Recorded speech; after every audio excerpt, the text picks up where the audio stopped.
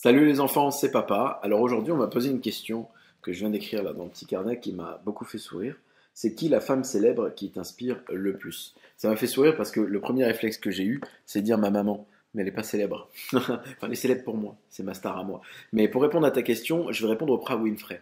Et je ne vais pas répondre Oprah Winfrey parce que c'est l'une des personnes les plus connues au monde et que c'est facile de dire ça. Je vais dire ça parce qu'elle représente tout ce que j'aime dans la capacité des êtres humains, hommes ou femmes, à transformer les fatalités en force. Elle a une histoire incroyable, de A jusqu'à Z, elle avait tout contre elle pour ne pas faire ce qu'elle a fait, et pourtant. Et pourtant, c'est une femme qui a quand même le plus grand, le talk show le plus vu du monde. Historiquement, c'est elle qui l'a tourné et animé. C'est l'afro-américaine numéro un dans les actions humanitaires et dans les investissements qu'elle peut faire. C'est quand même la femme noire d'influence milliardaire la plus riche au monde, donc c'est quand même pas rien.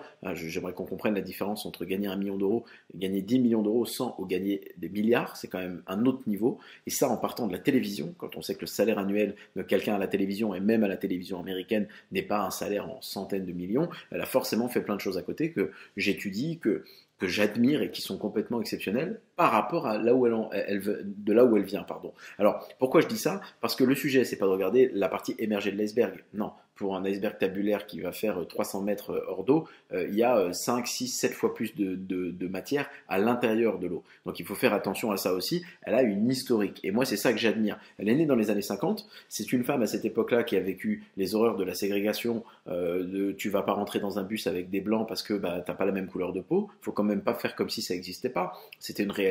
Donc elle est née en tant que femme noire aux États-Unis. Dans cette période-là, déjà, t'es mal barré.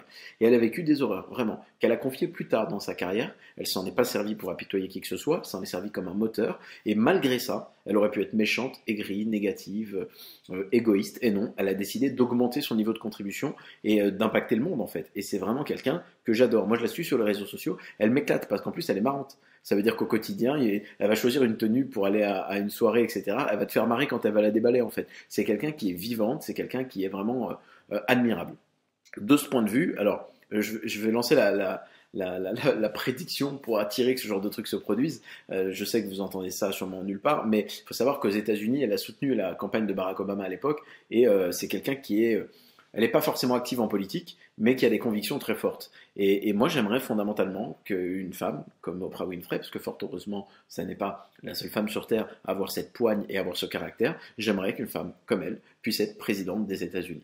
C'est quelque chose qui me plairait. Alors, je ne sais pas, mes enfants, ou mes petits-enfants d'ailleurs, à quelle époque vous allez voir cette vidéo. Et si on est en 2095, que je ne suis plus de ce monde, que vous regardez cette vidéo et qu'il s'avère qu'entre-temps, Oprah Winfrey a fait plusieurs mandats aux États-Unis et changé le monde, parce que c'est quand même le pays réputé pour être, entre guillemets, le moteur du monde, qu'on soit OK avec ça, c'est pas le débat, mais c'est comme ça qu'il est vu, la plus grande puissance mondiale, bien qu'elle se fait rattraper par beaucoup de pays asiatiques. Si jamais elle atteint un jour cette posture-là et cette stature, je serais très content. Premièrement parce qu'il est temps de virer les mecs égocentriques de ce poste, il n'y a pas eu de femme et je pense qu'il est temps qu'on essaye, puisqu'on n'a jamais fait ça. C'est comme une démarche d'entreprise. Quand tu fais des choses qui ne fonctionnent pas pendant longtemps, bah tu changes et on regarde ce que ça donne. Et pourquoi pas. Et moi, je pense que ça pourrait apporter énormément de choses et on en rigolera ensemble, ou pas, hein, si je suis plus de ce monde à ce moment-là. Mais si ça s'est produit, et en tout cas, si un jour une femme est devenue présidente des États-Unis, je sais que c'est pas dans ses aspirations, en tout cas, je crois, parce qu'elle l'évoque nulle part et j'ai jamais entendu de ça. C'est pas quelque chose qu'elle dit qu'elle veut faire. Mais si un jour elle est soutenue par des gens, qu'elle se fait stimuler un peu et que peut-être dans 5, 10, 15 ans, elle est à un moment de sa vie où elle prend un peu de maturité, elle a envie d'essayer ça, je serais super content.